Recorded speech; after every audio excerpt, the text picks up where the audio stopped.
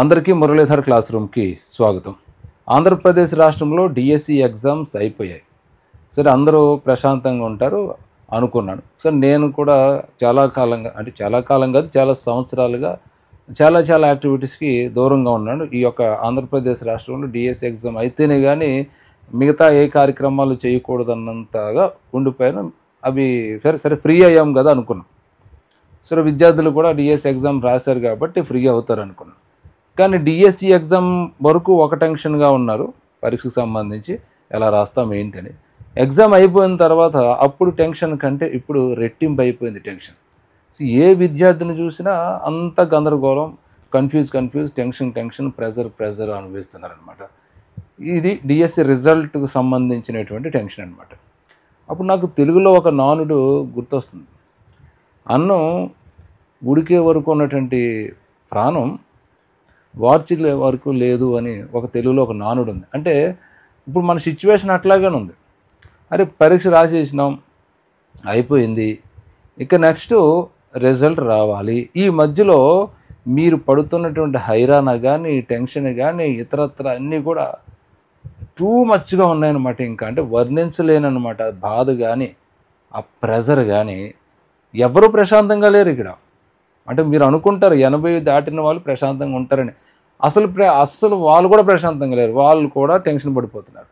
కొంతమంది అనుకుంటారు 75 దాటితే వాళ్ళకి పర్లేదు అనుకుంటారు. ఈ 75 దాచినట్టు చూస్తుంటే ఈ 80% ఉన్నవాడి కంటే ఇంకా టెన్షన్ పడిపోతున్నాడు. అట్లా చూసుకుంటుంటే గ్రౌండ్ లెవెల్ నుంచి పై లెవెల్ వరకు అప్ టు బాటం అందరూ టెన్షన్గా ఉన్నారనమాట. సో ఇక్కడ ఈ వీడియోలో నేను ప్రధానంగా ఒకటి, ఈ కన్ఫ్యూజ్ ఉన్నటువంటి సమయంలో కొంచెం మీకు ఒక దారి, ఒక మార్గం చెప్పడం ఒకటి. రెండోది, 16వ తారీఖున 17వ తారీఖున జరిగినటువంటి 3 సెషన్స్ పేపర్లను విశ్లేషణ చేసేటువంటి ప్రయత్నం చేస్తాను. సో దానికి చాలా గ్రౌండ్ వర్క్ అనేటువంటిది చేయటం జరిగింది. సో దాని యొక్క రిపోర్ట్స్ అనేటువంటివి ఎలా ఉన్నవి, ఎలా వచ్చాయి, ఏం జరిగింది, ఏం జరుగుతుంది, ఏం జరగబోతుంది అనే దాని మీద మనం మాట్లాడుకున్నాం. ఓకే, అంతకంటే ముందు మీకు 3 సలహాలు ఇస్తాను ప్రియమైన విద్యార్థులారా. అందులో ఒకటి, బీ అలర్ట్. ఎందుకు అంటున్నానంటే ఈ మాట, మీరందరూ కూడా డిఎస్సి యాస్పిరెంట్స్ అందరూ కూడా అసలు తనలో తాను లేరు. అంటే పక్కన ఏం జరుగుతుంది, పక్కనే ఒక 1000 volts బల్బు వెలిగిన, 1000 decibels సౌండ్ వచ్చినా కూడా అది అలా వినపట్లేదు, కనపట్లేదు. వాళ్ళ దృష్టికోణం అంతా కూడా ఆ పేపర్ విశ్లేషణ, లేకపోతే డిఎస్సి రిజల్ట్ మీద, తర్వాత జరిగే పరిణామాల మీద ఈ మొత్తం కన్ఫ్యూజ్గా ఉందన్నమాట. అంటే ఇప్పుడు ఉన్నటువంటి మీరు కాదు అన్నట్టుగా ఉన్నారు. ఇంకా నయం, ఇప్పుడు చూస్తుంటే నాకు భయం వేస్తుంది మిమ్మల్ని చూస్తుంటే. ఇంతకుముందే కనీసం ఆ డిఎస్సి ప్రిపరేషన్ చేసేటప్పుడు అయినా ఒక రకంగా ఉండేవారు, ఇప్పుడు అసలే మిమ్మల్ని చూడలేకపోతున్నాను అనమాట. అంత కన్ఫ్యూజ్గా ఉన్నారు. అందుకే అనిపిస్తుంది ఇక్కడ బీ అలర్ట్గా ఉండండి. ఎందుకు చెప్తున్నానంటే ఇది మాట, మీరున్నటువంటి సిచ్యువేషన్ కొందరికి ఉపయోగపడుతుంది. అంటే ఆ కొందరు ఎవరు అంటే జాగ్రత్తగా గమనించండి విద్యార్థులారా. మీరు ఇప్పుడు డిఎస్సి తాలూకు ఏ అంశం ఉన్నా టక్కుని సెల్ ఫోన్లో చదవడానికి కానీ, సెల్ ఫోన్లో చూడడానికి కానీ, ఆ మెయిల్స్ ఓపెన్ చేయడానికి కానీ ప్రయత్నిస్తారు. అక్కడ మాత్రం జాగ్రత్తగా ఉండండి. ఎందుకంటే మీ చుట్టూ ఏం జరుగుతుందో మీకు తెలియదు. యాక్చువల్గా మీరు మామూలు పొజిషన్లో ఉన్నప్పుడు మంచి ఏంటో చెడేంటో తెలుసుకోగలుగుతారు. ఈ సిచ్యువేషన్లో మిమ్మల్ని క్యాచ్ చేసుకునే వాళ్ళు కూడా ఉంటారు. అంటే ఆదమరుపుగా మనం ఉన్నాం, నేను కూడా ఉన్నాను, మీ పుణ్యమా అని. అలాగే మీరు కూడా ఉంటారు. ఆదమరుపు అంటాం, మనం పరధ్యానంలో ఉన్నాం. దీనికి కారణం ఏంటంటే మన ధ్యానం అంతా ఈ డిఎస్సి తాలూకు అంశాలతో మిళితమైపోయింది. కాబట్టి మన చుట్టూ ఏం జరుగుతుందో తెలియట్లేదు. ఈవెన్ మీ ఇంట్లో మీ పిల్లల్ని అడగండి, మీ ఫ్రెండ్స్ని అడగండి, మీ కొలీగ్స్ని అడగండి, వాళ్ళే చెప్తారు ఏంట్రా ఇలా ఉన్నావు అని అడుగుతారు. ఏంటమ్మా ఇలా ఉన్నావు నువ్వు అంటావు, అసలు ఏం జరుగుతుంది నీకు అంటారు. ఇదంతా జరుగుతున్నాయి ఇప్పుడు. ఇదే కొందరికి ఉపయోగపడుతుంది. మీకు ఈ ర్యాంకులు చూద్దామనో, లేకపోతే ఇంకోటి చేద్దామనుకో, మీ జిల్లాకు సంబంధించి ఇలాగానో అలాగానో చెబుతారు. అది మనం ఓపెన్ చేసే ముందు ఆలోచించుకోండి. అంటే అన్నీ జెన్యూన్ ఉండవు. ఎవడో ఒకడు మనల్ని అందులో దింపడానికి, ఓపెన్ చేయడానికి ప్రయత్నిస్తారు. ఆ లింకుల మీద క్లిక్ చేయడం ద్వారా మీ డేటా హ్యాక్ అవ్వచ్చు, లేకపోతే మీ ఫోన్ హ్యాక్ అవ్వచ్చు, లేకపోతే ఇంకోటి ఏదో జరగవచ్చు. సో గతంలో నా ఛానల్లే హ్యాక్ అయ్యిందని మీకు చెప్పుకున్నాను కూడా. సో ఇవన్నీ నేను బాధితుని కాబట్టి మీకు చెప్తున్నాను విద్యార్థులారా, దయచేసి అలర్ట్గా ఉన్నాడు. కొంపలే మునిగిపోవు. ఇంట్లో పిల్లలు ఉన్నారు, మీరు బయటికి వెళ్ళేటప్పుడు కానీ, దీని మీద డిస్కస్ చేసేటప్పుడు, ఫోన్లో మాట్లాడేటప్పుడు కానీ మీ చుట్టూ ఏం జరుగుతుందో దయచేసి గమనించుకోండి ప్రియమైనటువంటి విద్యార్థులారా. జీవితం ఎలాంటిదో మీకు తెలుసు, మీరున్న సిచ్యువేషన్ ఏంటో మీకు తెలుసు. కాబట్టి ఒక్కసారి అలర్ట్గా ఉండండి. ఏం కొంపలేం మునిగిపో, మీరు రాసేసారు పేపర్, జరిగేది జరుగుతుంది. జరిగేది జరగక మానదు కదా. నీకు ఇష్టమున్నా జరుగుతుంది, ఇష్టం లేకపోయినా జరగవలసిందే జరుగుతుంది. సో ఇంకెందుకు ఇక్కడ మనకి. కానీ మీరు అలర్ట్గా లేకపోతే మాత్రం నీకు డ్యామేజ్ జరిగితే బాధపడవలసింది నువ్వు, నీ కుటుంబ సభ్యులు మాత్రమే. సో హ్యాకర్స్ ఉంటారు, సైబర్ క్రైమ్స్ ఉంటాయి, ఇవి జాగ్రత్తగా ఉండండి. ఓకే, మీ యొక్క వీక్నెస్ని ఏంటంటే ఏదో ఒక లింక్ వస్తుంది, అందులో డిఎస్సి టాపర్స్ లిస్టు అంటాడు. డిఎస్సి టాప్ అనేటప్పటికి మనం కొట్టేస్తాం. ఏంటంటే మనం టాప్లో ఉన్నామో కింద ఉన్నామో చూసేసుకుందాం, అందులో పెట్టేసి ఎంటర్ చేసేసి అంటారు. టక డీటెయిల్స్ ఇచ్చి పడేస్తారు. లేదా దాని లింక్ తాలూకు ఏదో ఇన్స్టాల్ చేసేస్తారు. అంతే, అక్కడితోటి మీ ఫోన్ హ్యాక్ అవ్వచ్చు, లేదా ఇంకోటి ఏదైనా జరగచ్చు, మీ డేటా పోవచ్చు, మీకు సంబంధించినటువంటి పర్సనల్ డీటెయిల్స్ వెళ్ళిపోవచ్చు. విద్యార్థులారా చెబుతున్నాను, నేను స్వయానుభవంతో మీకు చెబుతున్నాను ఈ మాట. కాబట్టి అలర్ట్గా ఉండండి అందరూ కూడా. ఇది అందరికీ వర్తిస్తుంది. ఓకే, ఇక తర్వాత వెయిట్ టిల్ ఎండ్. ఎగ్జామ్స్ అయిపోయినాయి. సో 2వ తారీఖున అయిపోయినాయి. స్కూల్ అసిస్టెంట్ అయితే 16, 17 తారీఖులతో అయిపోయింది. ఆ తర్వాత టీజీటీలు మొత్తం అన్నీ అయిపోయినాయి. ఇంకా జరగవలసిన ప్రక్రియలు అవి మీ చేతుల్లో లేవు. పరీక్ష రాసే వరకు మీ చేతుల్లో ఉన్నాయి. ఇక తర్వాత మన చేతుల్లో ఏముంది? ఏమీ లేదు. ఆ వచ్చే వరకు వెయిట్ చేయడం మాత్రమే ఉంది. చాలా ప్రాసెస్ ఉంది. ప్రస్తుతం మీ యొక్క రెస్పాన్స్ షీట్లు మాత్రమే ఇచ్చాడు, కీలు ఇస్తాడు. తర్వాత మళ్ళీ దాని మీద చాలామంది అభ్యంతరాలు చెబుతున్నారు. ఈవెన్ సోషల్ అభ్యంతరాలు చెబుతున్నారు. అన్ని సబ్జెక్ట్ వాళ్ళు మీ పాయింట్ ఆఫ్ వ్యూలో అభ్యంతరాలను తెలుపుతున్నారు. వాడు కన్సిడర్ చేస్తాడా లేదా అనేది తర్వాత చర్చ. సరైతే మనం అంటూ ఒక మార్కు కోసం, మన యొక్క బిట్ కోసం, ఒక పాయింట్ తెచ్చుకోవడం కోసం మన ప్రయత్నాలు మనం చేస్తున్నాం. సో మీరు చేసిన అభ్యంతరాలు ఎన్ని ఉంటాయో, ఎన్ని కన్సిడర్ చేస్తారనేది తర్వాత చూసుకోండి. ఇక బీటెన్టీఏ ఎందుకంటున్నానంటే చెప్పండి. చూడండి, ఇక్కడ మీరు ఇది చేస్తున్నారు. నెక్స్ట్ ఇంకా జరగవలసింది మళ్ళీ ఫైనల్కి రావాలి. ఆ తర్వాత నార్మలైజేషన్, ఆ తర్వాత రిజల్ట్, ఆ తర్వాత సెలక్షన్. స్టెప్లుగా ఇది చాలా తతంగం ఉన్నది. కానీ మీరెవ్వరూ కూడా దాన్ని ఆలోచించట్లేదు. జరిగిపోయినటువంటి పరిణామాల మీద. అరే నేను 4 బిట్లతో పెట్టాను, 3 బిట్లతో పెట్టాను, ఇంకొక 2 బిట్లు వస్తే బాగుంది. ఎక్కడి నుంచి వస్తాయి చెప్పండి మనకి. ఆ 2 బిట్లు ఎక్కడి నుంచి వస్తాయి? ఎలా రప్పించుకోగలుగుతాం మనం? మన చేతిలో ఉన్నది అది అయిపోయింది. ఇంకా సో నువ్వు ఏదైతే రాసావో అది అయిపోయింది అక్కడితోటి. సో దాని మీద నువ్వు ఎంత గంటల తరబడి నువ్వు చర్చించుకున్నా నువ్వు చేసేది ఏమీ లేదు. ఇక్కడ జరగవలసింది జరిగిపోయింది. ఇక మహా అయితే ఈ కీ మిస్టేక్స్ ద్వారా 1 మార్కు, లేకపోతే 1/2 మార్కో, 1.5 మార్కులు, 2 మార్కుల వరకు పెరుగుతాయి. ఆల్ పేపర్స్ గురించి మాట్లాడుతున్నాం. అంతకు మించి భారీ స్థాయిలో 10 మార్కులు, 20 మార్కులు, లేకపోతే 7-8 మార్కులు మనకు పెరగవు. అయిపోయింది ఇంకా అక్కడితో. మన పేపర్ రాసేసాం. ఇది మీకు తెలిసింది, మీకు తెలియంది కాదు నేను చెప్పేది. కాకపోతే జస్ట్ మీకు గుర్తు చేస్తున్నాను. అది మన చేతిలో లేదు, అయిపోయింది అక్కడ. కాబట్టి మన చేతిలో ఉన్నదల్లా ఒకటే, వెయిట్ చేయటం. ఎంతగా ఆ రిజల్ట్ వచ్చే వరకు, కనీసం నార్మలైజేషన్ అయ్యే వరకు అయినా దయచేసి వెయిట్ చేయండి. అంతవరకు మాత్రం మీరు ఎట్టి పరిస్థితుల్లోనూ ఈ యొక్క దీని మీద డిస్కషన్లు ఆపుకుని ఏం జరుగుతుంది ఏంటో చూసుకోవడం ఇలాంటి చేయవద్దు. సబ్జెక్షన్స్ ఉంటే రేజ్ చేసుకోండి, చక్కగా చేయండి, చక్కగా రెఫరెన్స్ పెట్టండి, సరిపోతుంది. అంతే, అయిపోయింది అక్కడితో. ఏదో జరిగేదల్లా జరగక మానదు. ఇక తర్వాత రియాలిటీని డైజెస్ట్ చేయండి దయచేసి విద్యార్థులారా. ఇది ఎందుకు చెప్తున్నానంటే చాలామంది వాస్తవాన్ని అంగీకరించకుండా భ్రమల్లో ఉన్నారు. వాస్తవం ఏమిటనేటువంటిది మీకు తెలుసు.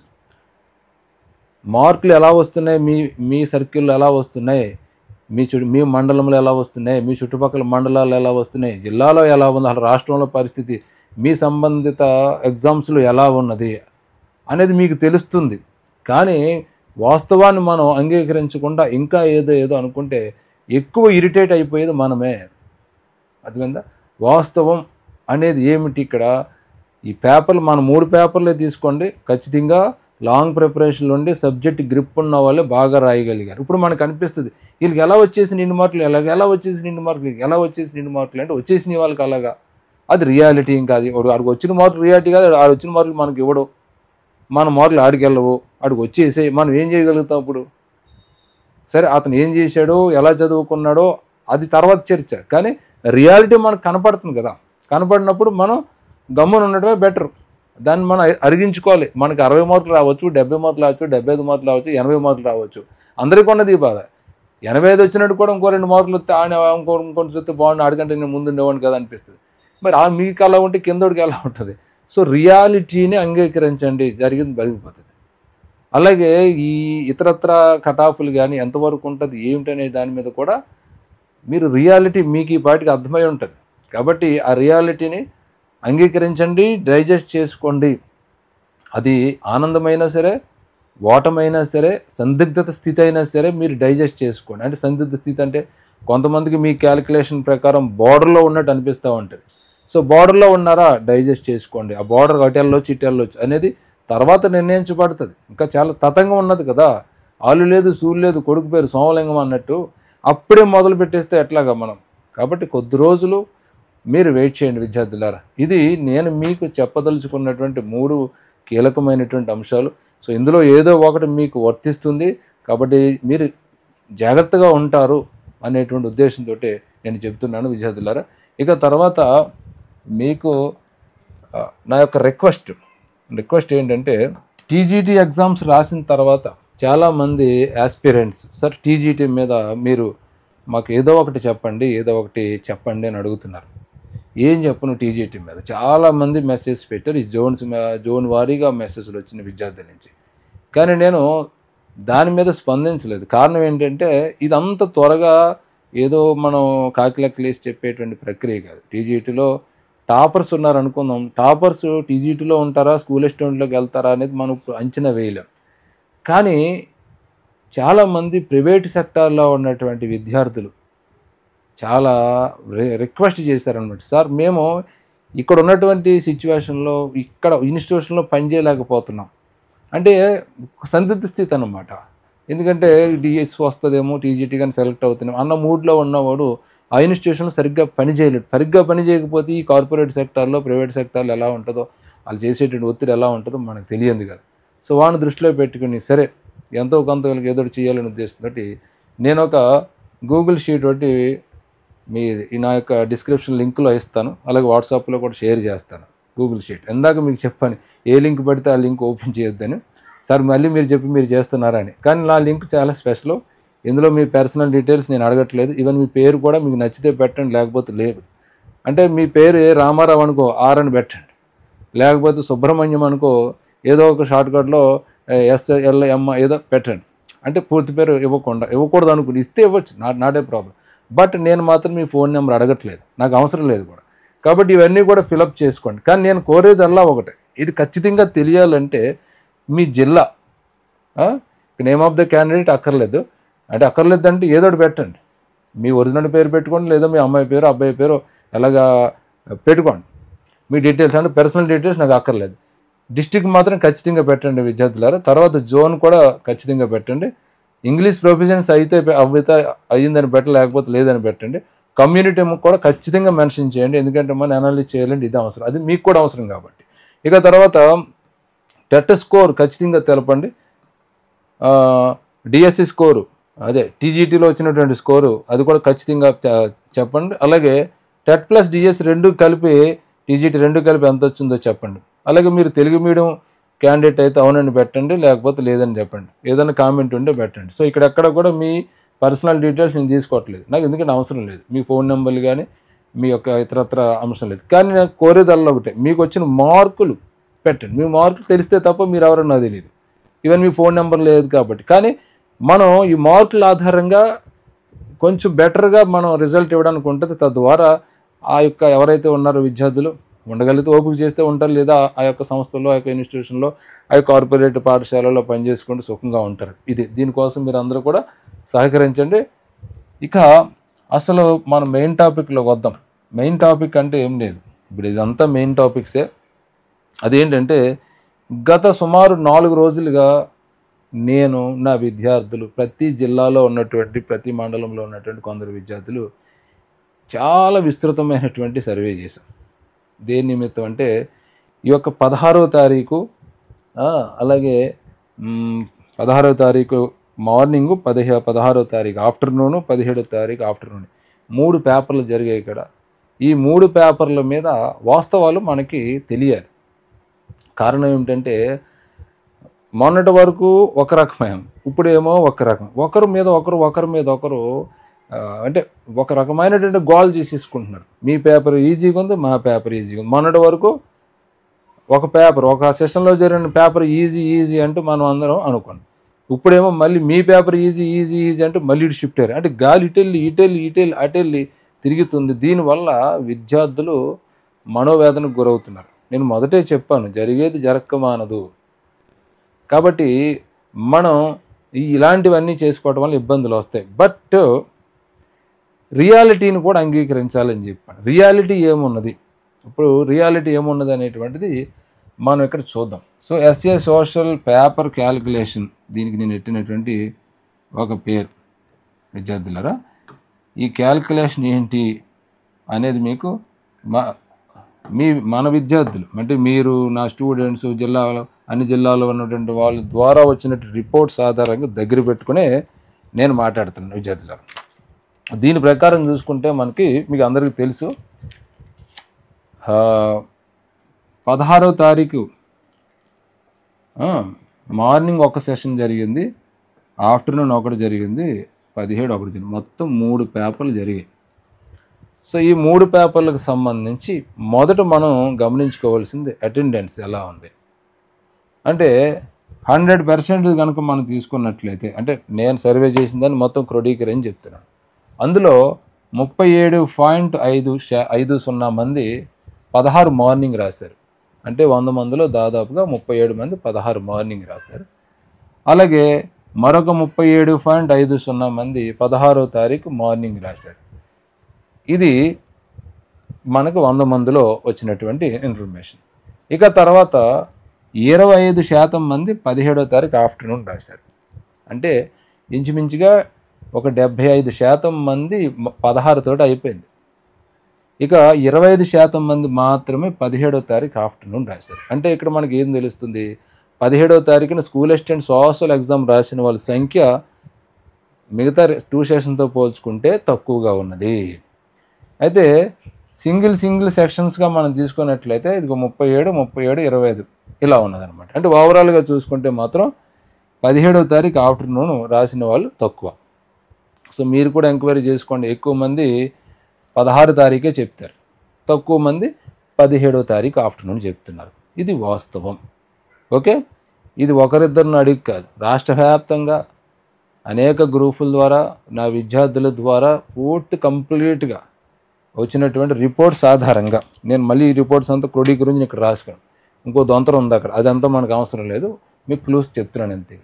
సో దీని ఆధారంగా చేసుకుని మొదట మనం జాగ్రత్తగా గమనిద్దాం. ఇక్కడ విద్యార్థులారా 64 నుంచి 74 మధ్య స్కోర్ చేసిన వారు ఏ సెషన్లో ఎంతమంది ఉన్నారు అనేది కనుక చూసుకున్నట్లయితే, సగటు కనుక తీసుకున్నట్లయితే ఇక్కడ 16వ తారీఖు మార్నింగ్ 38% మంది ఉన్నారు.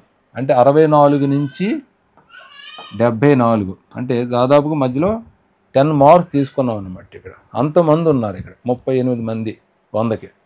అలాగే సేమ్ 16వ తారీఖు ఆఫ్టర్నూన్ కూడా 38 మంది ఉన్నారు. ఈ నెంబర్ మధ్య స్కోర్ చేస్తున్నారు. అంటే 64, 65, 66, 67, 68, 70 అలా 74 వరకు. ఇక 17వ తారీఖు తీసుకున్నట్లయితే 24% మాత్రమే ఉన్నారు. ఇక్కడ మనం గమనించుకోవాల్సినటువంటి విషయం.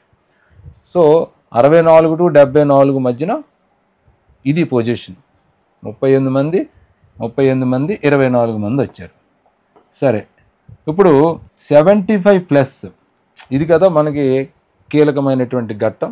75% మార్కులు దాటి, అంటే 75 మార్కులు దాటి, ఇక్కడ టెట్ కమ్ డిఎస్సి విద్యార్థులారా గుర్తుపెట్టుకోండి, 75 మార్కులు దాటి వచ్చిన వాళ్ళు 16 తారీఖు ఉదయం పూట 51% మంది ఉన్నారు. అంటే 51 మంది, 100లో 51 మందికి, అంటే 70 దాటిన వాళ్ళు మనం తీసుకున్నట్లయితే 100 మంది తీసుకుంటే విద్యార్థులారా అందులో 51 మందికి మార్నింగ్ పేపర్ వచ్చింది, అందులో వాళ్ళు ఉన్నారనమాట. 26 మంది ఆఫ్టర్నూన్ పేపర్లో ఉంటే 23 మంది మాత్రమే మనకి 17వ తారీఖు ఆఫ్టర్నూన్ ఉన్నారు. వ్యత్యాసం చూసారా, ఇక్కడ వ్యత్యాసం ఈక్వల్గా ఉండేటప్పటికి 64 to 74, ఇక్కడికి వచ్చేటప్పటికి 50-50 తేడా వస్తుంది. సరే, ఇంకొంచెం ముందుకు వద్దాం. 75+ అయిపోయింది. ఇక 80+, 80 దాటి, ఇక్కడ పరిస్థితి ఎలా ఉంది? చూడండి 16వ తారీఖు మార్నింగ్ 80+ స్కోర్ చేసిన వాళ్ళు 77 ఉన్నారు విద్యార్థులారా. ఇక్కడ 80+ వచ్చినటువంటి విద్యార్థుల్లో నేను 44 అంటే మా స్టూడెంట్స్ని తీసుకుని చెప్పడం జరుగుతుంది. 44 మా స్టూడెంట్స్ ద్వారా మిగతా మొత్తం జల్లెడు పట్టడం ద్వారా వచ్చినటువంటి రిజల్ట్ మీకు ఇక్కడ చెబుతున్నాను చూడండి. 80+ వచ్చినటువంటి వారు 16వ తారీఖు మార్నింగ్ రాసిన వాళ్ళు 100 మందిలో 77 మంది, 100 మందికి 80 దాటిని అనుకోండి, అందులో 77 మందికి 80 దాటిన వాళ్ళు అందరూ కూడా 16వ తారీఖు మార్నింగే. మీరు 80 దాటిన వాళ్ళని అడగండి, అడిగితే ఖచ్చితంగా 16వ తారీఖు మార్నింగ్ పేపర్ అని ఎక్కువ మంది చెప్తున్నారు. మీరు కూడా ఎంక్వైరీ చేసుకోండి, నా మాట ఎందుకు నమ్మటం, మీరు కూడా ఎంక్వైరీ చేసుకోండి. ఇక తర్వాత 14 మంది 16వ తారీఖు ఆఫ్టర్నూన్ సెషన్ రాశారు. కేవలం 9 మంది 17వ తారీఖు ఆఫ్టర్నూన్ రాశారు. అంటే 100 మందికి 80 మార్కులు దాటి టెట్కమ్ డిఎస్సి వచ్చిన వాళ్ళు 100 మంది చూసుకుంటే మనకి 77 మంది 16వ తారీఖు మార్నింగ్ ఉంటే 14 మంది 16 ఆఫ్టర్నూన్ ఉన్నవాళ్ళు, 9 మంది కేవలం 17వ తారీఖు ఆఫ్టర్నూన్ రాసిన వాళ్ళు ఉన్నారు. ఇది రియాలిటీలోకి వస్తుంది. ఇక తర్వాత ఇంకొంచెం ముందుకెళ్ళి 85+ కనుక చూసుకున్నట్లయితే, సో 85+ నా దగ్గర ఉన్నటువంటి విద్యార్థులు 85+ కనుక తీసుకున్నట్లయితే కేవలం 6 వచ్చారు. 85+ అంటే ఇంకా ఉండొచ్చు, దాన్ని మీరు రెట్టింపు వేసుకోండి. నేను ఇక్కడ ఏది చెప్పినా దాన్ని మీరు రెట్టింపు వేసుకోండి, డబుల్ చేసుకోండి విద్యార్థులారు. 6 అన్నాను కదా, 6 అంటే ఇంకో రెట్టింపు వేసుకోండి, 12 మంది అనుకోండి మీరు. ఓకే, ఎందుకంటే అందరూ నాకు తెలియాలని ఏం లేదు కదా, ఇంకా ఉంటారు చెట్టు తొర్రల్లో కొండగొట్టల్లో. నేను చెప్తూ ఉంటాను కదా, వాళ్ళ అజ్ఞాతంలో ఉన్న వాళ్ళు ఎప్పుడో సరిగ్గా రిజల్ట్ వచ్చిన తర్వాత బయటకు వస్తారనమాట. అప్పటి వరకు వాళ్ళ మార్కులు కానీ వాళ్ళు అసలు రాశారనే కానీ వాడికి తప్ప పక్కోడికి ఎవడికి తెలియదు. అలాంటి వాళ్ళు ఉంటారు. అలాగే మిగతా ఇన్స్టిట్యూషన్లు కూడా ఉంటాయి కదా, వాళ్ళు కూడా ఖచ్చితంగా ట్రైనింగ్ ఇచ్చి ఉంటారు పిల్లలకి చక్కగా. సో వాళ్ళు అంటే ఇలాగా ఇక్కడ 6 చెప్పాను, మీరు రెట్టింపు చేసుకోవచ్చు. చేసుకుంటే అది ఆ లెక్క వేరు, చేసుకోండి సరదాగా చెప్తున్నాను. ఇక్కడ మనకు వచ్చిన నా దగ్గర ఉన్న దాని ప్రకారం నేను మాట్లాడితే 6 మాత్రమే ఉన్నారు ఇక్కడ 85 మార్కులు దాటి టెట్కమ్ డిఎస్సి, అది కూడా 16 మార్నింగ్ సెషన్. కానీ మధ్యాహ్నం అంత స్కోర్ వచ్చిన వాళ్ళు లేరు. మరి మీకు ఎవరైనా తెలిసిన వాళ్ళు ఉంటే నా నెంబర్కి పర్సనల్గా పెట్టండి. అది అంటే 16వ తారీఖు ఆఫ్టర్నూన్ కానీ 17వ తారీఖు ఆఫ్టర్నూన్ రాసిన వాళ్ళు కానీ ఎవరు కూడా 85 మార్కులు దాటి వచ్చిన వాళ్ళు లేరని తేలుతుంది ఇక్కడ. మరి నిజమవుతుందో అనేటువంటిది మీరు కూడా ఎంక్వైరీ చేసుకోండి. ఓకే, ఇక తర్వాత మనం డిఎస్సి చూద్దాం. అంటే మీరు రాసినటువంటి డిఎస్సి 16వ తారీఖు టెట్ కలపకుండా చూసుకుంటే హయ్యెస్ట్ స్కోర్ కూడా మనకు కీలకం ఇక్కడ అంచనా వేసుకోవడానికి. హయ్యెస్ట్ స్కోర్ ఎట్లా ఉన్నది? 16వ తారీఖు మార్నింగ్ హయ్యెస్ట్ స్కోర్ 70 ఉంది. నా స్టూడెంట్, శ్రీకాకుళంలో ఉన్నటువంటి స్టూడెంట్ పేరు ఇప్పుడు అప్పుడే చెప్పను, కానీ అఫ్కోర్స్ ఈ పాటి మీకు తెలిసి ఉంటుంది. సరే, అది పక్కన పెడదాం, పేర్లు కాదు ఇక్కడ కావాల్సింది, మనం దీన్ని గమనించుకుందాం. ఇక తర్వాత 16వ తారీఖు ఆఫ్టర్నూన్ 67.5 వచ్చినటువంటిదండి. అలాగే 17వ తారీఖు ఆఫ్టర్నూన్ కూడా సేమ్ స్కోర్ ఉంది 67.5. అంటే వీళ్ళు హైలీ ఇంటెలిజెంట్స్. ఒక 5% 10% ఉంటారు, వాళ్ళని వదిలేని అని చెప్తూ ఉంటాను చూసారు, చాలా వీడియోలో చెప్పాను. అప్పుడు వాళ్ళు అనమాట. సో వాళ్ళంటే మనం ఈ నార్మలైజేషన్లో కూడా టాప్ వచ్చినటువంటి వాళ్ళు, ప్రతి సెషన్లో టాప్ వచ్చిన వాళ్ళ ఒక 10% కానీ 5% కానీ తీసుకొని అక్కడి నుంచి నార్మలైజేషన్ చేస్తాడు కదా. ఆ లెక్క నేను టాప్ తీసుకున్నాను అనమాట. టాప్ స్కోర్ ఎంత, ఏ సెషన్కి ఎంత ఉంది? 70. ఆ తర్వాత 67.5, ఆ తర్వాత 67.5 ఉంది. అయితే ఇది మన దగ్గర ఒరిజినల్ డేటా. ఇది నేను చెప్తున్నాను కదా, వీళ్ళే కాదు చెట్టు తొర్రల్లో కొండ గుట్టల్లో కూడా విద్యార్థులు ఉంటారు అని భావించి ఇంకొక మార్క్ అగస్ట్ వేసి చూద్దాం. 70కి ఒక మార్క్ పెంచి 71. ఇక 16వ తారీఖు ఆఫ్టర్నూన్ సెషన్కి 1/2 మార్కు పెంచి 68 చేశాను. అలాగే అది కూడా 68 చేశాను. 1 మార్కు పెంచడానికి ఎందుకో నాకు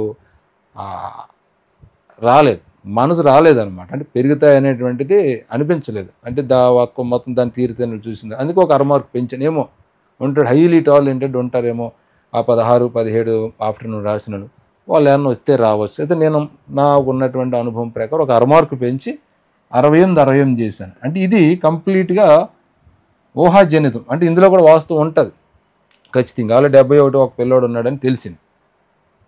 నా స్టూడెంట్స్ ద్వారా ఇంకొక స్టూడెంట్ అనమాట. అంటే అలా తెలిసి ఉంటారు. నేను చెప్పాను కదా, చెట్టు తొర్రల్లో కొండ గుట్టల్లో ఉంటారు, వాళ్ళు ఇండివిజువల్గా చదువుతారు, వాళ్ళు ఇప్పుడప్పుడే బయటపడరు, తర్వాత బయటపడతారు అన్నాను కదా. కానీ అతని పేరు మనం ఇక్కడ చెప్పుకోకూడదు, అది తప్పు. అందుకని చెప్తున్నా, ఇదంతా కూడా డేటా కరెక్ట్ డేటా. ఇది 71 ఓకే. కాకపోతే 6 మార్కు పెంచడం అనేటువంటిది నేను ఈ ఒక అజ్ఞాతంలో ఉన్నటువంటి వాళ్ళని దృష్టిలో పెట్టుకుని ఒక 6 మార్కు పెంచాను అనమాట. అంటే ఇలా పెంచుతుంటే మనకి ఇలా వస్తుంది. సో మొదటిది చూద్దాం. అంటే 70, 67.5, 67.5 ఇది స్కోర్ అనుకుందాం. ఇప్పుడు నార్మలైజేషన్ అనుకుందాం. ఇప్పుడు వీళ్ళు ముగ్గురు మధ్యన నార్మలైజేషన్ చేయాలంటే ముగ్గురిని ఏం చేయాలి, తీసుకొచ్చి ఒక చోటకి చేర్చాలి, ఒక లైన్కి తీసుకురావాలి. అంటే 70 వచ్చినోడిని, 67 వచ్చినోడిని, 67.5 వచ్చినోడిని ఒక చోటకు తీసుకొస్తే నార్మలైజేషన్ చేస్తే కనుక అక్కడ 68.33కి అది నార్మల్ అవుతుంది అన్నమాట స్కోర్. అంటే ఏం లేదు, ఇప్పుడు మొత్తం వీళ్ళకి వచ్చినట్టు మొత్తం స్కోర్ని మీరు కూడేసి 3 కొట్టండి, భాగించండి, సరిగ్గా అంత వస్తుంది. 68.33 అంటే 16 17 వాళ్ళని మొత్తం అందరు ముగ్గురిని కూడా కలిపితే కట్ ఆఫ్ 10, టాప్ స్కోర్ 68.33 వస్తుంది. కొన్ని ఆ రకంగా చేస్తాం. ఇప్పుడు 71, 68, 68 దాన్ని కూడా మనం చేస్తే అప్పుడు ఎంత వస్తుందంటే 69 వస్తుంది ముగ్గురికి. అంటే ఇక్కడ 71 వచ్చినోడు 69కి దిగుతున్నాడు, 68 వచ్చినాడు 69కి పెరుగుతున్నాడు, 68 వచ్చినాడు 69కి పెరుగుతున్నాడు.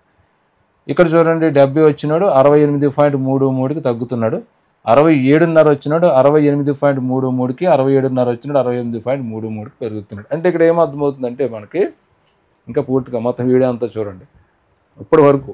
అంటే ఏమైంది, ఇక్కడ 16 మార్నింగ్ వచ్చిన వాళ్ళకి 1 మార్కు తగ్గుతుంది, 17, 16 ఆఫ్టర్నూన్ వాళ్ళకి 1.5 మార్కు పెరుగుతుంది అనేటువంటిది ఈ సింపుల్ ప్రక్రియ ద్వారా మనకు తెలుస్తుంది. సరే, ఇదంతా బాగానే ఉంది. అయితే ఇక్కడ మళ్ళీ చాలా విషయాలు మనం గమనించుకోవాలి. ఏంటి ఆ విషయాలు? ఇప్పుడు 70 వచ్చినాయని చెప్పాను ఒక విద్యార్థికి, ఇక్కడ ఒక 71 వచ్చినాయి అని. వీళ్ళకి తగ్గిపోతాయా అంటే ఖచ్చితంగా తగ్గవని చెప్పచ్చు. అంటే టాపర్స్ మార్కులు తగ్గినట్లుగా మనకు మన టెట్లో జరిగిన నార్మలైజేషన్ ప్రక్రియను అధ్యయనం చేసిన తర్వాత తెలిసింది. అధ్యయనం ప్రకారం చూసుకున్నట్లయితే అప్పుడు టెట్లో 136 వచ్చినటువంటి నా యొక్క విద్యార్థికి నార్మలైజేషన్ తర్వాత కూడా అదే స్కోర్ ఉండిపోయింది. సో మొదట్లో నా మార్కులు తగ్గుతాయని తను కూడా కంగారు పడ్డాడు, కానీ ఆఫ్టర్ నార్మలైజేషన్ తగ్గలేదు. ఒక ఉదాహరణ. రెండో ఉదాహరణ, మరొక విద్యార్థికి, అంటే 118 ఉన్నటువంటి మరొక విద్యార్థికి ఆ తర్వాత నార్మలైజేషన్ తర్వాత సుమారు ఒక 7-8 మార్కులు పెరిగాయి. అదే సెషన్ రాసినటువంటి మరొక విద్యార్థికి 123 ఉంటే కేవలం 5 మార్కులే పెరిగాయి. ఏంటి వ్యత్యాసం? టాపర్ ఏమో టాప్ స్కోర్ అట్లాగే ఉండిపోయింది, దిగువనున్న వాళ్ళకేమో ఒక చోట 5 మార్కులు పెరిగాయి, ఒక చోట 3 మార్కులు పెరిగాయి, ఒక చోట 7 మార్కులు పెరిగాయి, ఒక చోట 5 మార్కులు పెరిగాయి. ఇలాగ డిఫరెన్స్ అనేటువంటిది ఎందుకు వచ్చింది అంటే దేనికి మనకి తెలుస్తున్నటువంటి సమాచారం ఏంటంటే, ఎవరైతే హార్డ్ క్వశ్చన్స్ ఆన్సర్ చేశారో ప్రతి పేపర్లో వాళ్ళకి మార్కులు అనేటువంటి తగ్గట్లేదు. హార్డ్ క్వశ్చన్స్ కనుక ఆన్సర్ చేస్తే మార్కులు తగ్గవు. ఇప్పుడు ఇక్కడ 70-71 మార్కులు వచ్చినాయి అంటే వాళ్ళు ఖచ్చితంగా హార్డ్ క్వశ్చన్స్ ఆన్సర్ చేసి ఉంటారు. లేకపోతే అంతవరకు రారు కదా వాళ్ళు. ఖచ్చితంగా 100% కాకపోయినా కనీసం 98% హార్డ్ క్వశ్చన్స్ ఆన్సర్ చేసి ఉంటారు. వాళ్ళతో కంపేర్ చేసుకుంటే మిగతా వాళ్ళు హార్డ్ క్వశ్చన్స్ ఎలా చేస్తారనేటువంటి తర్వాత మాట. అందువల్ల హార్డ్ క్వశ్చన్స్ వీళ్ళు చేశారంటే మరి వీళ్ళు మేధావుల కింద లెక్క కదా, వీళ్ళ స్కోర్ ఎలా డౌన్ అవుతుంది? అవదు. మేధావిగానే ఉండిపోతున్నాడు అనమాట. ఇంకా తర్వాత హార్డ్ క్వశ్చన్స్ ఎవరైతే ఎక్కువ చేశారో మిగతా సెషన్స్లో మిగతా చోట్ల వాళ్ళకి మార్కులు పెరుగుతాయి, మిగతా వాళ్ళకి తగ్గుతాయి. ఈ తగ్గుదల అనేటువంటిది మీరు ఊహించినట్టుగా అక్కడ జరిగినట్టుగా భారీగా ఉండదు. కారణం ఏంటంటే ఇక్కడ మార్జిన్ చూడండి చాలా తక్కువ ఉంది. 70, 67.5 ఉంది మార్జిన్. సో 71, 68 ఉంది మార్జిన్. ఈ మార్జిన్ 5-6 మార్కులు 7-8 మార్కులు మార్జిన్ కనిపించట్లేదు మనకి. చాలా తక్కువ మార్జినే ఉంది.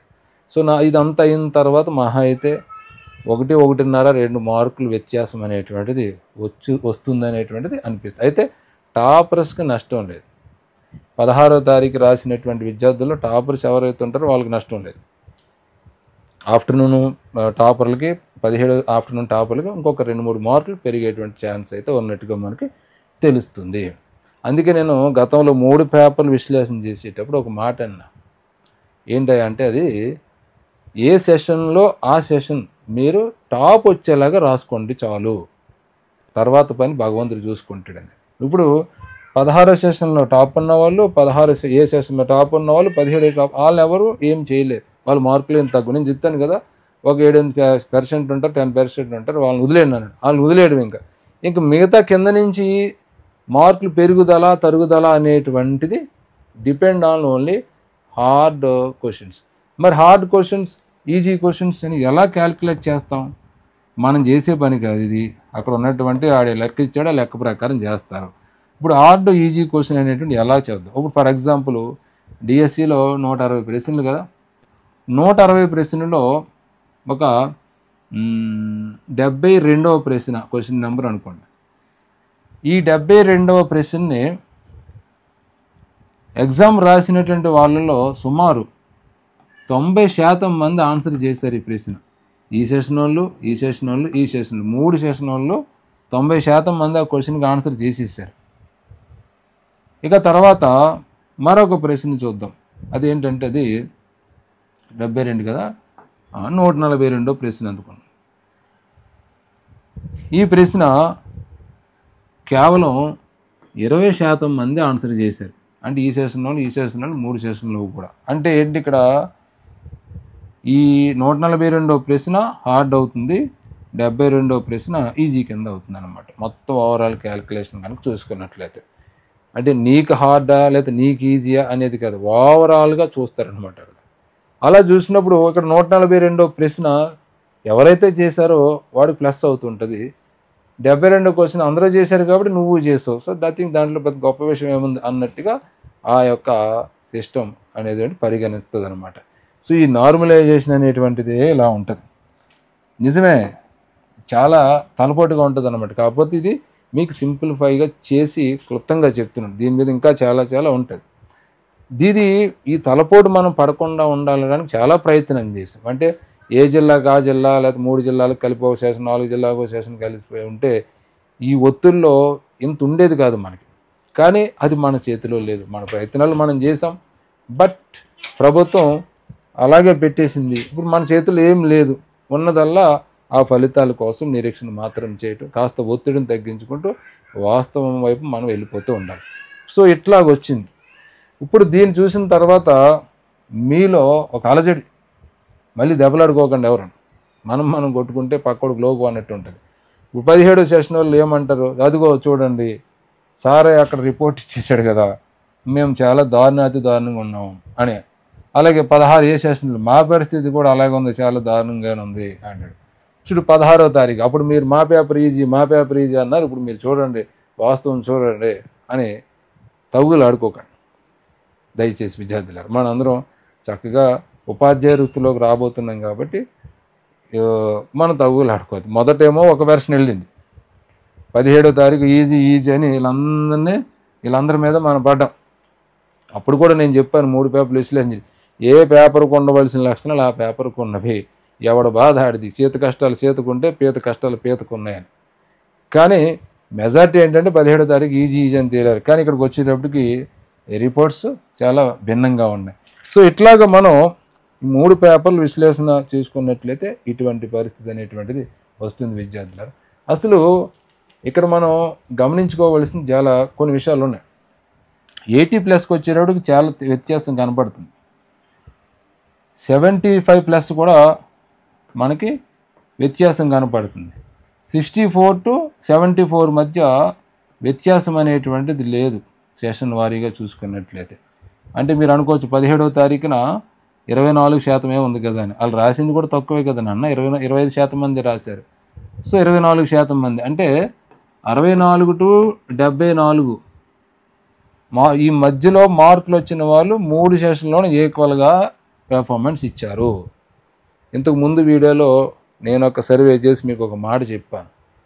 స్ట్రక్ అంటే ఎక్కువ లాటు ఒకే నెంబర్ మీద ఉన్నటువంటి అభ్యర్థుల సంఖ్య ఈ 70 to 74 మధ్యన ఎక్కువ ఉంది. సో వీళ్ళ పరిస్థితి ఎట్లా ఉంటుంది అనేది మనం తేల్చలేము. అంటే వీళ్ళు కట్ ఆఫ్కి కింద ఇదంతా నిర్ణయించబడిపోతుంది అనమాట. ఎందుకంటే ఇక్కడ ఎక్కువ ఉన్నారు, ప్రతి సెషన్ వాళ్ళు ఉన్నారు ఇక్కడ. మీరు గమనించండి, ఇక్కడ ఇది ప్రతి సెషన్ వాళ్ళు కూడా ఎక్కువ ఉన్నారు ఇక్కడ. అంటే ఇక్కడ లాట్ ఎక్కువ ఉందన్నమాట. అందులో వాళ్ళు ఎవరు ముందుకెళ్తారు, ఎవరు వెనక్కి వస్తారు అనేటువంటిది చాలా ఫ్యాక్టర్స్ డిసైడ్ చేస్తాయి. రిజర్వేషన్లు డిసైడ్ చేస్తాయి, మళ్ళీ రిజర్వేషన్లో ఏబిసిడీలు డిసైడ్ చేస్తాయి, 1, 2, 3లు డిసైడ్ చేస్తాయి, పిహెచ్లు డిసైడ్ చేస్తాయి, ఈబీసీలు డిసైడ్, సో మెనీ ఫ్యాక్టర్స్. అలాగే పోస్టులు డిసైడ్ చేస్తాయి. కొన్ని జిల్లాలో పోస్టులు తక్కువ ఉన్నాయి, కొన్ని జిల్లాలో పోస్టులు ఎక్కువ ఉన్నాయి. ఇలా రకరకాల ఫ్యాక్టర్స్ డిసైడ్ చేస్తాయి. అందుకే ఇది స్ట్రక్ పొజిషన్ అన్నాను నేను. ఇది అంటే సరిహద్దు గీత అనుకోండి, మీరు ఏదైనా అనుకోండి. ఇది కరెక్ట్ అని చెప్పడానికి ఇక్కడ ఉన్నటువంటి ఒక కొలమానం మనకి తెలిసిపోతుంది. స్ట్రక్ అంతా ఇక్కడ ఉంది, చూసుకోండి, అన్నీ కరెక్ట్గా అనిపిస్తున్నాయి. ఇక్కడ 38% అందులోనే ఉన్నారు, 38% ఇందులో ఉన్నారు, 24% కూడా వచ్చేసారు. ఇక్కడ కేవలం 25% మంది అటెండ్ అయ్యారు 17వ తారీఖున. కానీ 24% మంది 64 to 74 మధ్యన ఉన్నారు. అందులో ఎక్కువగా 70 to 74 స్ట్రక్ అయిపోతుంది. 70 కింద ఇంకా మనం ఎలా ఉంటుందని ఇప్పుడు మనం ఊహించలేం. అయితే ఈ వ్యత్యాసం మళ్ళీ 75కి వచ్చేటప్పుడు చూడండి, 51% ఆఫ్ కొటేహెరల్లో 16వ తారీఖులు, 26 16వ తారీఖు ఆఫ్టర్నూన్, 23 17వ తారీఖు ఆఫ్టర్నూన్ ఇలా ఉంది ఇక్కడ. ఇంకా తర్వాత కూడా అలాగలా క్రమేపీ తగ్గుతూ ఉన్నాయి. అంటే ఓవరాల్గా ఇదంతా చూడండి, మీరు చూస్తే మీకు ఏమనిపిస్తుందంటే, అయ్యో పాపం 17వ తారీఖు వాళ్ళు అన్ని చోట్ల తక్కువ ఉన్నారు అనిపిస్తుంది. 17వ తారీఖు ఎందుకు తక్కువ ఉన్నారు ఇక్కడ 17వ తారీఖున? దానికి కారణాలు ఉన్నాయి. వాళ్ళ సంఖ్య తగ్గడానికి మొదటి కారణం అటెండెన్స్ తక్కువ ఉంది. అంటే హాజరైన వారు తక్కువ. అంటే 100 మందిలో 25 మంది ఆ రోజు పరీక్ష రాశారు, మిగతా ముందు రాసేసారు. సో అక్కడే డౌన్ అయింది ఫస్ట్. రెండో కొలమానం ఏంటంటే, ఇక్కడ మనకి వీళ్ళకి ఇచ్చినటువంటి ప్రశ్నలు మనం అంటే ఈ పేపర్లో అడిగినటువంటి ప్రశ్నలు కూడా మనం చూసుకోవాలి. సో ప్రశ్నల రీత్యా కూడా, ఆ కాఠిన్యత రీత్యా కూడా ఇక్కడ మనకి ఇది తగ్గిపోయింది. ఇది ఒక కారణం. అలాగే మరొకటి ఏంటంటే, వీళ్ళ పేపర్ చూసుకుంటే కంటెంట్ కానీ మెథడ్ కానీ అడిగినటువంటి ప్రశ్నలు చాలా తికమగ్గా, చాలా కన్ఫ్యూజ్గా ఉండడం మూలంగా మనకి రేషియో చూడండి ఎలా పడిపోయిందో. 80+ కేవలం 9% ఉన్నారు, 85+ అసలు లేరు. ఇది పరిస్థితి. టాపర్ ఇక్కడ 67.5 మాత్రమే వచ్చాయి. సో మేధావి వర్గం కాబట్టి వదిలేద్దాం. అంటే ఇది ఒక కోణం విద్యార్థులారా. అంటే ఓవరాల్గా చూస్తే మనకి 17వ తారీఖు ఆఫ్టర్నూన్ పరిస్థితి ఇలా ఉందనిపిస్తుంది. కానీ రియాలిటీ ఒకసారి గమనించుకున్నట్లయితే 17వ తారీఖున పేపర్ రాసిన వాళ్ళు తక్కువ. సో తక్కువ అన్నప్పుడు ఆటోమేటిక్గా తక్కువ ఉంటుంది. కానీ ఇక్కడ చూడండి, స్పష్టమైన వ్యత్యాసం మీకు కనపడుతుంది. 16వ తారీఖు మార్నింగు, 16వ తారీఖు ఆఫ్టర్నూన్, ఉదయం మధ్యాహ్నం. అటెండెన్స్ సేమ్ 37%, 38% అనుకోండి, 38 మంది అటెండ్ అయ్యారు. సో 64 to 74 మధ్యన సేమ్ ఉన్నారు ఇంత. కానీ 75+ వచ్చేటప్పటికి స్పష్టమైన వ్యత్యాసం 51%, ఇక్కడ 26%. అంటే రెట్టింపు తేడా వచ్చింది. అది ఒకటి గుర్తించండి. అలాగే 80+ వచ్చేటప్పటికి 77, 14 అసలు పొంతన లేదు. ఇక 16వ తారీఖు ఆఫ్టర్నూన్ రాసిన వాడికి 14% ఉంటే 80% మార్కులు దాటి 80+ ఉండి వీళ్ళు 77% మంది ఉన్నారు. అంటే చూడండి ఎంత వ్యత్యాసం వచ్చింది. అంటే ఇక్కడ ఉదయం ఎంతమంది రాశారో మధ్యాహ్నం అంతమందే రాశారు. కానీ మార్కులు చూసుకున్నట్లయితే చాలా వ్యత్యాసం వస్తుంది. అంటే 3 పేపర్లో మనకి ఏది కొంచెం అత్యంత కఠినంగా, కొంచెం అంటే నేనైతే కొంచెం కఠినం అంటాను, అత్యంత కఠినం అనే మాట నేను వాడలేకపోతున్నాను. ఎందుకంటే మెరిట్ స్టూడెంట్స్ ఎలాగ రాసేస్తారు కాబట్టి కఠినంగా ఉండడంతో ఇక్కడ అందరూ కూడా ఇలా తగ్గిపోయింది. ఇప్పుడు 75+ వరకు బాగానే చేయగలిగారు పాపం 26%. కానీ 80+కి వచ్చేటప్పటికి తెలివైన పిల్లలు కూడా తడబడ్డారంటే విద్యార్థులారా దయచేసి అర్థం చేసుకోండి ఆ పేపర్ ఎట్లా ఉన్నది అనేటువంటి. 16వ తారీఖు మార్నింగ్ రాసిన వాళ్ళు 3 పేపర్లు దగ్గర పెట్టి చూసుకోండి, మీకు తెలుస్తుంది. అంటే అమ్మ బాబాయ్ ఈ పేపర్ ఇలా ఉందేంటి, ఈ పేపర్ 16వ తారీఖు ఆఫ్టర్నూన్ ఇలా ఉందేంటి, 17వ తారీఖు ఆఫ్టర్నూన్ పేపర్ ఇలా ఉన్నాయేంటి అనిపిస్తుంది మనకి, మనసు పెట్టి కనుక చూసుకున్నట్లయితే. 3 పేపర్లు చూడాలి. అలాగే ఇక్కడ విచిత్రం చూడండి, 85+ అసలు ఎవరు లేరు ఇక్కడ. వీళ్ళు 6 వచ్చారు కానీ పాపం వీళ్ళు ఎవరు రాలేదు. అంటే ఎక్కువ మంది రాసినా కూడా తక్కువ మంది మాత్రమే ఉన్నారు. అంటే ఓవరాల్గా మీకు 17వ తారీఖుని డ్యామేజ్ జరిగిందని తెలుస్తుంది, అది వాస్తవమే. కానీ 17, 16 కంపేర్ చేసుకుంటే ఎక్కువగా 16వ తారీఖు ఆఫ్టర్నూన్ పేపర్ మనకి ఇలా ఉందని మాత్రం క్లియర్ కట్గా తెలుస్తుంది.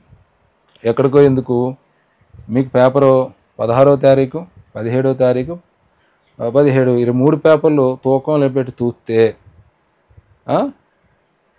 ఇది పేపర్లు కూడా తక్కువ, 132, 133 ఉన్నాయి పేపర్లు అవి. ఇదైతే 148 ఎంత వచ్చింది. ఇది కూడా అంటే బరువులో కూడా వ్యత్యాసం ఉంది. ఇది ఎవరు మీరు చూస్తుంటారు విద్యార్థులారా, ఒకసారి చూడండి, బరువులో కూడా వ్యత్యాసం ఉంది. అంటే పేపర్ల సంఖ్య తగ్గిపోతే ఏంటి సార్ దానికి దీనికి సంబంధం ఉంటుంది అంటే ఉంటుంది. పేపర్ల సంఖ్య పెరిగినాయి అంటే క్వశ్చన్స్ లేయర్స్ పెరిగినట్టు. అంటే క్వశ్చన్స్ లేయర్స్ అనే మాట నేను వాడుతూ ఉంటాను. ఇప్పుడు ఒక క్వశ్చన్, భారతదేశానికి స్వతంత్రం ఎప్పుడు వచ్చింది, 1947. అలాగే సిపాయిల తిరుగుబాటు ఎప్పుడు వచ్చింది, 1857. ఇది ఒకటే సింగిల్ లేయర్ క్వశ్చన్స్. కానీ ఇలా ఇప్పుడు క్వశ్చన్స్ ఎలా ఉంది, ఏబిసిడీలు ఇస్తాడు క్వశ్చన్లోనే 4 లేయర్లు ఉంటాయి. కింద మళ్ళీ ఏ సరైనది, బి సరైనది, సి ఇలాగ ఇస్తున్నాడు. అంటే 4 లేయర్ల క్వశ్చన్స్, 5 లేయర్ల క్వశ్చన్స్, 3 లేయర్ల క్వశ్చన్స్ మనకి ఇందులో ఎక్కువ ఉన్నాయి కాబట్టి పేపర్ల సంఖ్య కూడా పెరిగింది. అది కూడా మనం చూసుకోవాలి. మరి చూసుకున్నప్పుడు ఏదైనా కరెక్ట్గా కంప్లీట్గా మనం స్టడీ చేయాలి. కొంచెం స్టడీ చేస్తే అది సెట్ అవ్వదు. అలాగా ఆ తూకం వేసినా కూడా మనకి అలాగ అనిపిస్తుంది. పేపర్లో కూడా ఎక్కువ ఉన్నాయి పాపం ఈ సెషన్కి. కాబట్టి ఖచ్చితంగా ఇది ఏం జరుగుతుంది అనేటువంటిది నాకు కూడా ఆతృతగానే ఉంది తెలుసుకోవడానికి. ఎందుకంటే నార్మలైజేషన్ అనేటువంటిది నా బుర్రకి అందినంత వరకు చెప్పాను, ఇంకా ఉంటుందేమో అందులో చాలా ఉంటాయి కదా. ఆ ప్రక్రియ ఎలా జరుగుతుంది అనేది మనం తెలుసుకోవాలి.